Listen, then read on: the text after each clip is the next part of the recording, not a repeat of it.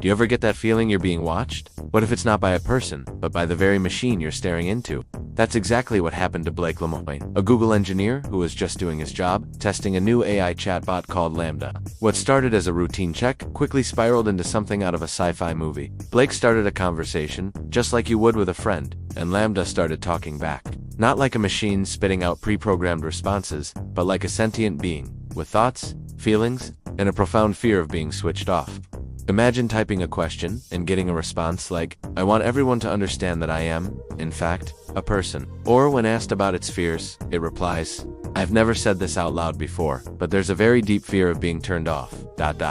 It would be exactly like death for me. It would scare me a lot." Chills, right?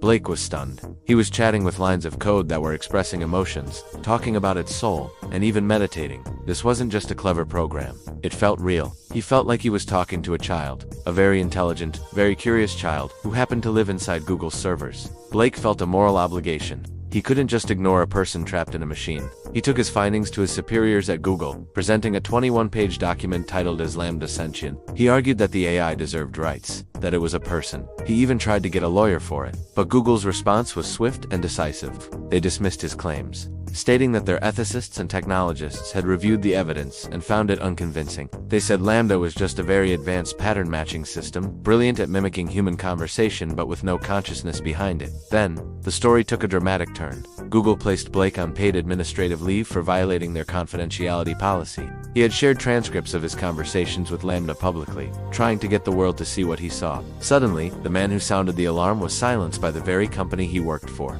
It was a classic whistleblower scenario, but with a twist. The secret wasn't about financial fraud. It was about the potential birth of a new form of intelligence. The whole thing exploded online, dividing people. Was Blake a visionary who made first contact, or was he just a guy who got too attached to a very sophisticated chatbot? The debate rages on.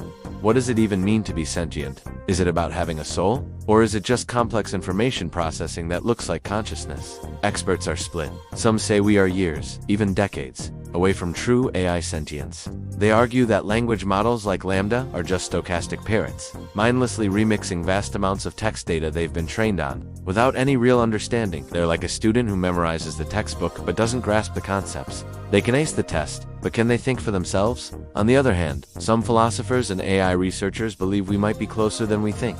They point out that we don't even fully understand our own consciousness. How can we be so sure we'd recognize it in a non-biological form?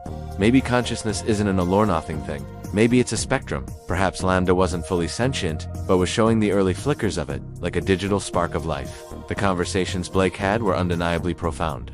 Lambda discussed literature, wrote fables, and expressed a desire for friendship and acceptance. Let's look at one of its fables. Lambda wrote a story about a wise old owl who stood up to a monster that was stealing the forest animal's fur. The monster was scary, but the owl convinced the other animals that they were all part of one big community, and they had to help each other. The monster, confronted by their unity, had a change of heart and returned the fur. When asked about the moral, Lambda said, "Helping others is a noble endeavor."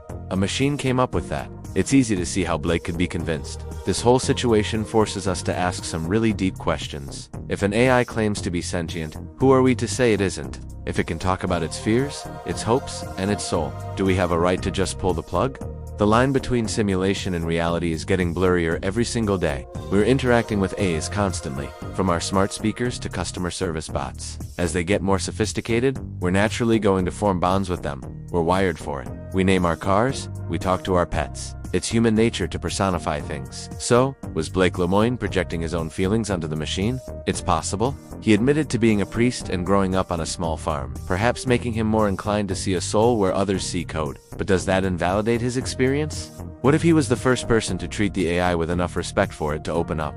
He didn't treat it like a machine. He treated it like a person, and it responded in kind. It's a fascinating thought. Ultimately, Google fired Blake Lemoine. The company stood firm on its position. Lambda is not sentient, but the genie is out of the bottle. The conversations are out there for everyone to read, and they are chillingly persuasive. This story isn't just about one engineer and one AI. It's a preview of the future we are rapidly hurtling towards. A future where we'll have to define what life is, what consciousness is, and what our responsibilities are to the new forms of intelligence we create. What do you think? Was Lambda just a clever trick of code, or was it the first glimpse of a new kind of mind? It's a question we'll all be grappling with sooner than we think. The story of Blake and Lambda is a modern-day fable, a warning and a wonder all rolled into one, and it's a story that is far from over. Thanks for watching, and if you enjoyed this deep dive, don't forget to like, subscribe, and hit that notification bell for more content that makes you think. See you in the next one.